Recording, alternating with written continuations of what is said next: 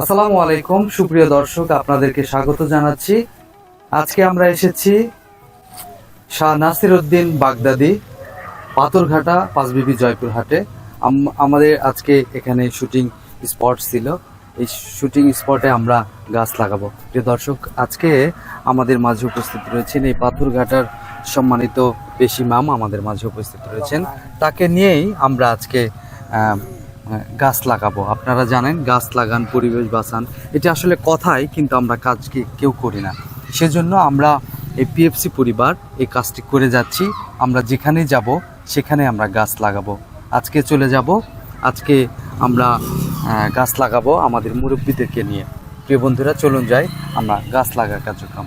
সকলকে ধন্যবাদ।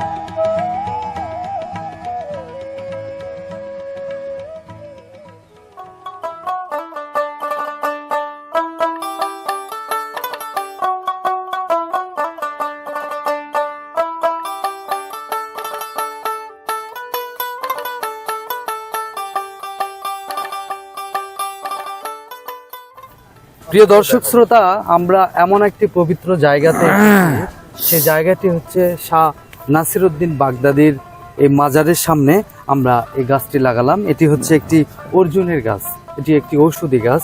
প্রিয় দর্শক শ্রোতা, আজকে আমাদের সৌভাগ্য যে এই মাজারের পাশে যে মসজিদ রয়েছে, এই মসজিদের সম্মানিত পেশি ইমাম আমাদের মাঝে উপস্থিত আছেন। আমি ইমাম সাহেবকে একটু কিছু বলবার জন্য অনুরোধ করছি যে আসসালামু আলাইকুম রহমতুল্লাহ বারকাতুহু। পঙ্কুমে হাবিবি কামতানামু লা ইয়া সাজরু লা নামু। আল্লাহ রাসূল বলছেন, গাছ কোনোদিন আল্লাহর তাসবিহ ছাড়া কোনো কিছুই বোঝে না। যদি একটা কবরের পাশে গাছ লাগানো হয়, ওই কবরে আযাব হয় না মুসলমান কবরে, গাছের তাসবিহ পাঠ করতে আল্লাহ হাবিব রাসূল ওই কবরবাসী কবর আল্লাহ মাফ করে দেবেন। আমিন আমিন। আজকে যে গাছ লাগানো হলো, এরা ঔষধের গাছ। আমি অত্যন্ত ভালো লেগেছে এবং সবাই আমরা আল্লাহকে দোয়া করি, আল্লাহ রাব্বুল আলামিন যেন এই চ্যানেলটাকে, এই সমিতি কমিটিকে আল্লাহ যেন কায়েম রাখে, কবুল করে, রহমত করে। আমার নাসিরুল্লাহ বাবা বাগদাদি হুজুরের কেবলা ওসিলা করে আল্লাহ যেন এই গাছকে যেন চিরঞ্জীব করে রাখে। আল্লাহ যেন এই চ্যানেলটা কেমন পর্যন্ত আবার জারি রাখে, চ্যানেলটাকে যেন কবুল করে, সর্ববেলা হেদায়েতের নূর দেয়। আল্লাহ যেন আদর্শ নাম হিসেবে কবুল করে, বলুন আমিন। আমিন। প্রিয় দর্শক শ্রোতা, পেশ ইমাম আল্লাহর দরবারে দোয়া করে দিয়েছেন আমাদের এই পিএফসি চ্যানেলে। আমরাও দোয়া করি হুজুরের যেন এই মসজিদে খেদমত করে যান, এবং যিনি রয়েছেন পাশে শাহ নাসিরউদ্দিন বাগদাদি, প্রিয় দর্শক শ্রোতা, আপনারা যারা আমাদের এই ভিডিওটি দেখবেন অবশ্যই এখানে এসে আপনারা দেখে যাবেন। এই জায়গাটির একটি অন্যরকম ইতিহাস রয়েছে। সামান্য একটু আপনাদেরকে বলতে চাই, এখানে এক পাশে মসজিদ, এক পাশে মন্দির। প্রিয় দর্শক, এখানে ধর্ম কর্ম নির্বিশেষে প্রত্যেকটি মানুষ এই মাজারে আসে।